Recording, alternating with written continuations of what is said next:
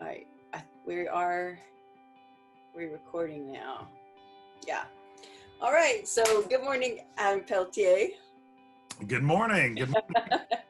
So can you tell us, welcome to the Christmas party to everyone out there. And can you tell us a little bit about, first of all, Adam, your background? You had a very successful business career and did a 90-degree turn and came to work with Second Story Goods, which some people might not see as a smart business decision, but you made that decision about five years ago. How long? Yep. Okay. 5 years ago. All right.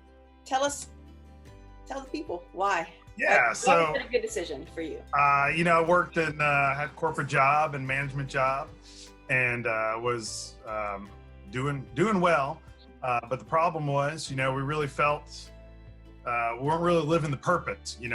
Wasn't really living a purpose day to day, other than providing for my family. And we knew for a while, Jessica and I, that we really wanted something that, the dream was. We actually sat down and said, "What is our dream?" So the dream was to work from home, do something that'd make a difference in the world, something that our kids could be a part of. And finally, we felt the prompting of the Holy Spirit that it was time to leave the job I had. And that we thought, okay, maybe we've got to take the first step. And we did take the first step and spent a year really at home doing odd jobs, small jobs to, still bring money in. And it was a great year of farming and dairy goats and greenhouses and all kinds of stuff like that. Yeah. And we didn't let go of the dream yet. And then it was actually when Shalev, our daughter Shalev, was just a few days old. Right. Came to visit and said, "Hey, I got this crazy idea. Would you like to come work for Second Story Goods?" And that's crazy because I was like, "Oh, well, I'll do it for free." I just, yes, I'll do it. And you guys were like, "No, we actually need you to do it as a job. We need you to put, all you've got into it." So that was, how I wound up here. And it is perfect because, it makes a difference in the world. Absolutely. That was the number one. In the end, I'm able to do it from home. The best thing I could do for Haiti is be in Southeast Georgia, which is amazing, running the warehouse. And then my kids can be involved. Like, they come out and in the warehouse, they've learned to ride ripsticks and rollerblades and orbit wheels, and and they'll hang out with me while I work and visit me today. And I have 3 meals a day with them, and so it's been amazing how it's worked out. You run the warehouse. What's your favorite part of your job? Because that does not sound very glamorous, to tell you the truth. First off, before I talk about favorite, running a warehouse is not glamorous, but it is satisfying. Okay. There is aspects about having, paying attention to the details that don't matter to anybody else. Yeah. I enjoy those on a certain level because I know that we can put systems in place that can help. And I feel like in our industry or niche or whatever you want to call it, those are probably some of the least done things. So it's so gratifying to put good processes in place. We have these wins, they're unseen wins, but they're really cool. No, for me, it's what's the best part? I love, actually, it's just the moment when an order comes in, even if it's a small one. But in that moment, I know that we're ultimately reordering.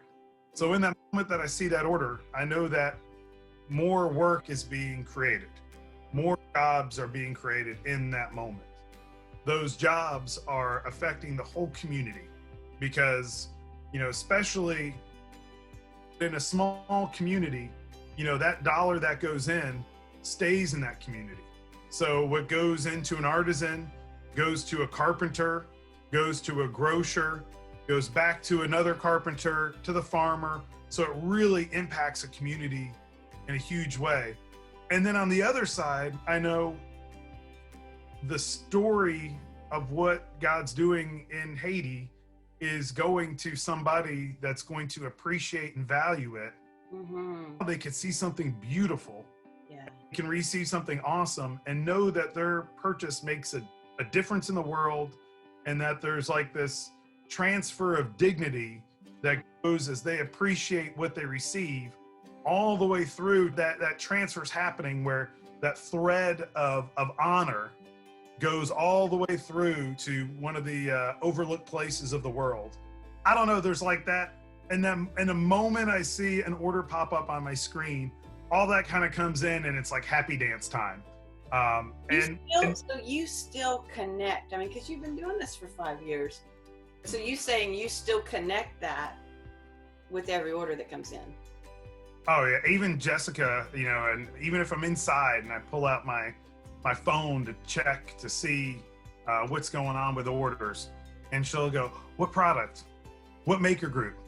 Oh, Benson will be so excited." Like, even like my whole family has that sense of how it, you know, impacts.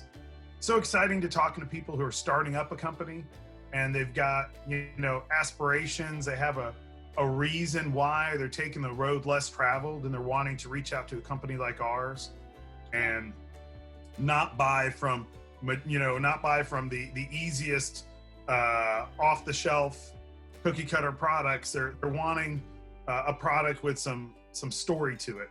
And so I just appreciate their desire to take the extra step, and that person is a piece. And when we have 10 or 20 of those people who order only this time of year, but oh, what a difference it makes together when all those exactly. Yeah, that's so true. It is just all the small places coming together, all the small choices that we make that exactly make the world a better place. So yeah, well, thank you, Adam. You are a champion. It is so beautiful. So merci, Zami. Thank you so much. You're welcome. I'm super glad to be here. Okay. Living the dream. Yeah, exactly.